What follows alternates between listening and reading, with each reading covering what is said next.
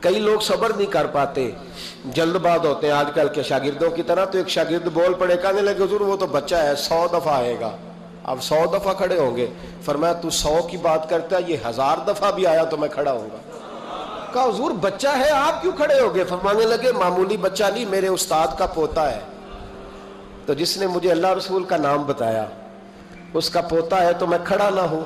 اگر استاد کے پوتے کا یہ ادب ہے تو بتاؤ محمد عربی کے نواسے کا کیا ادب ہے؟ رسول اللہ صلی اللہ علیہ وسلم. لوگ سمجھتے ہیں ہم قائل نہیں ہیں وہ والی شہادت بیان کرنے کے جس میں کہتے ہیں ہائے حسین تو سکینہ تو زینب. ہمارے بزرگوں نے ہمیں یہ سبق، ہمارے بزرگوں نے ہمیں بتایا کہ امام حسین کی شہادت اس طرح بیان کرو کہ نوجوانوں میں جذبہ جہاد پیدا ہو، عورتیں صبر کا پہاڑ بن جائیں.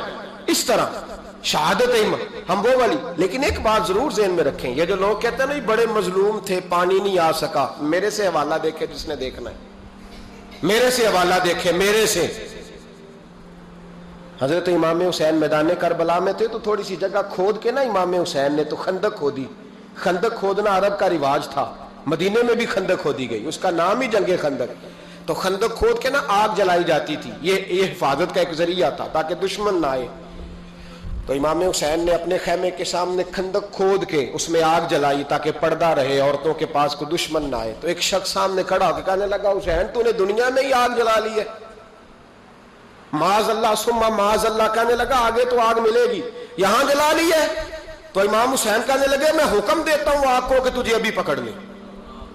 لوگ کہتے ہیں مظلوم تھے، میں حکم دیتا ہوں آگ کو تجھے ابھی پکڑ لے. یہ لفظ امام حسین نے کہے. میں 3 کتابیں تو میری لائبریری میں ابھی ہیں جن میں حوالہ ہے، 3 کتب سے، اور آج کل پرسوں کی کتاب نہیں، سینکڑوں سال پرانی. جب کہا نا میں حکم دیتا ہوں تو وہ آدمی گھوڑے سے نیچے گرا، گھوڑے سے نیچے گرا اور گھوڑے کی رکاب کے اندر اس کا پیر الجھا. گھوڑا ڈر کے اتنا دوڑا کہ جا کے اس آدمی کو آگ میں پھینک دیا. امام حسین کے سامنے جل کے مر گیا. یہ حسین ابن علی ہے. یہ ابھی حکم دیتے تو فرشتے ابھی آ جاتے، یہ ابھی بات کرتے تو ساری دنیا کی فوجیں ابھی اکٹھی ہو جاتی. یہ ابھی حکم دیتے تو ابھی آ جاتے.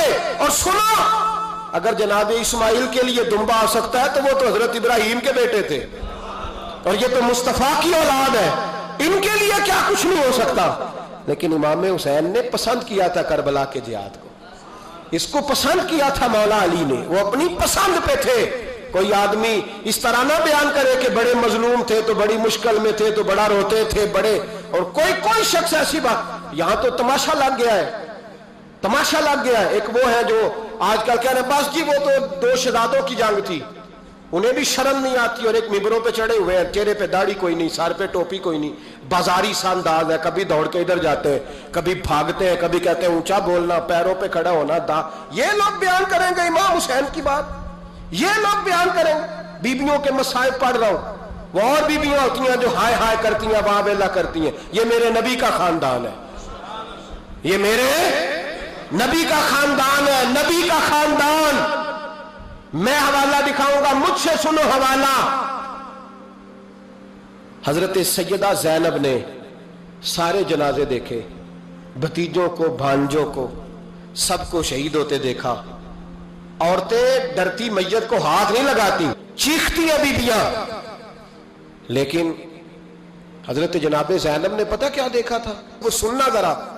امام حسین کی لاش مبارک کربلا میں پڑی تھی، اور امام حسین کا سر کاٹ کے نیزے پہ چڑھایا گیا تھا، اور وہ بیبیوں کے سامنے خالی سر چڑھ رہا تھا، اور سینکڑوں میل کا سفر کر کے دمشق کے بازاروں سے گزرتا وہ سر گیا.